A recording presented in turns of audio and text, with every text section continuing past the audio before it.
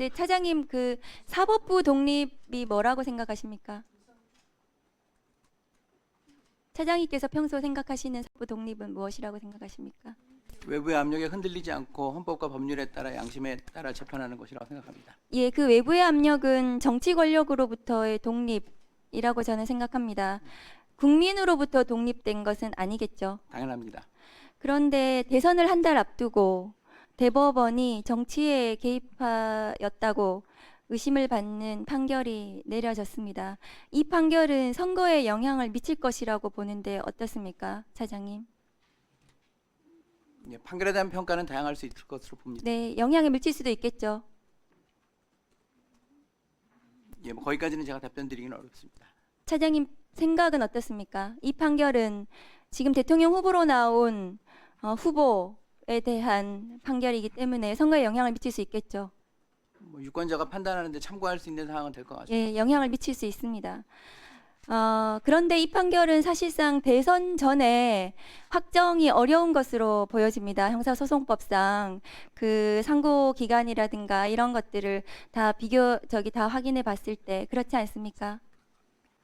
물리적으로 좀 어려운 측면은 있겠습니다만 제가 여기서 다 놓고 말씀드리기는 어렵습니다. 예, 물리적으로 어렵습니다. 왜냐하면 재상고에 걸리는 아주 즉일 선고를 한다 하더라도 27일이 필요하고 항소심에서 지금 필요한 재판이 있기 때문에 물리적으로는 불가능해 보이는데요, 차장님.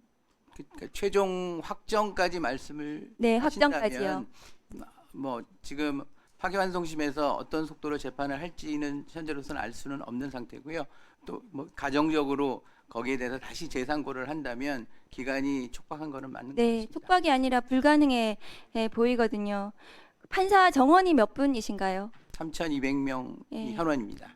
어제 판결로 판사 3,200여 분의 명예가 무너졌다고 저는 생각을 합니다. 이 판사들이 정치적인이라는 비판에서 자유로울 수 없을 거라고 생각하고 어제의 판결로 사법의 불신이 극대화되었다고 저는 생각을 하거든요. 어제 조희대 대법원장께서 어제 판결문을 낭독하시면서 대통령 후보의 발언의 허위 사실의 판단은 국민의 인식을 기준으로 해야 된다 이렇게 말씀하시던데요. 국민의 인식을 기준으로 한다면 대법원은 폐지되어야 된다. 저는 그렇게 생각합니다. 이러한 문제적인 상황에 대해서 누구든 책임을 져야 되지 않겠습니까? 판사들의 지금 3,200여 분의 판사의 정치 판사라는 비판, 명예가 무너졌거든요. 누가 책임지시겠습니까? 누차 말씀드린 것처럼 판결에 대한 평가는 다양할 수 있고요. 최고법원의 판단은 존중돼야 된다는 게 저의 생각입니다. 이러한 정치적인 판결에 대해서 사법부의 독립이 무너졌는데 아무도 책임지지 않습니까? 화면 좀 올려주십시오. 차장님, 그 21일 날 전원 합의체에 회부가 됐습니다. 맞죠?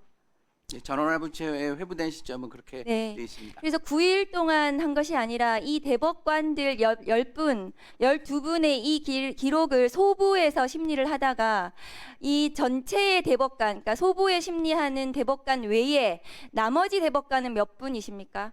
소부 외에 전원 합의체에 합류하게 된 대법관은 몇 분이실까요? 지금 그 소부의 네 분이시니까 8분이시죠? 대법원장님 제외하면은 네, 그렇습니다. 7분이신 거. 7분이시죠. 그런데 그러면 이 7분은 21일부터 기록을 본 겁니다. 왜냐하면은 소부에서 전원 합의체 회부가 21일이기 때문에요. 그리고 21일부터 22일 날 합의기일이 있었고요. 22일은 노태학 대법관이 회피하는 합의를 했습니다. 그렇죠.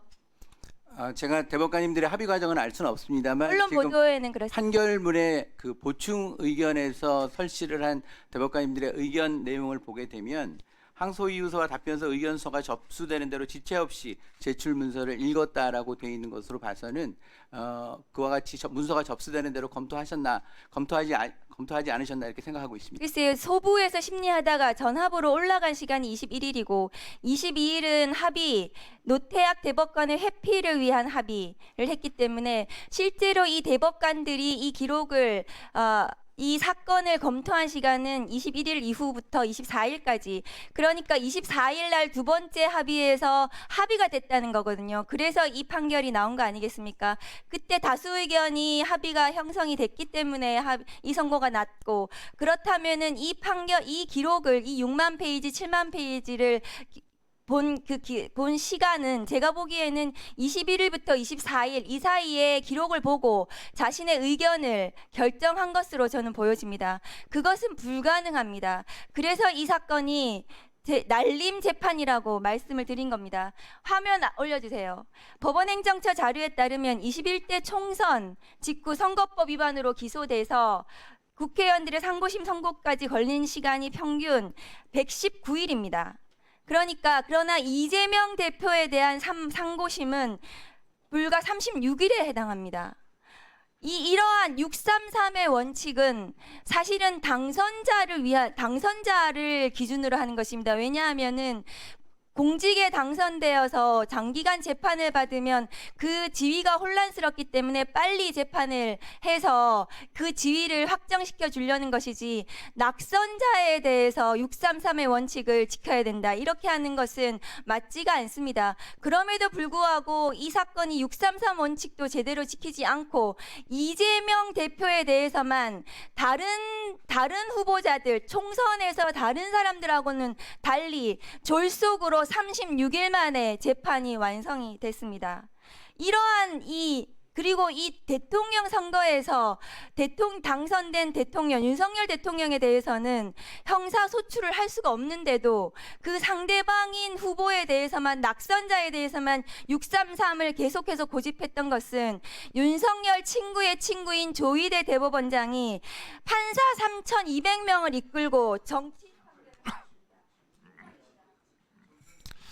네.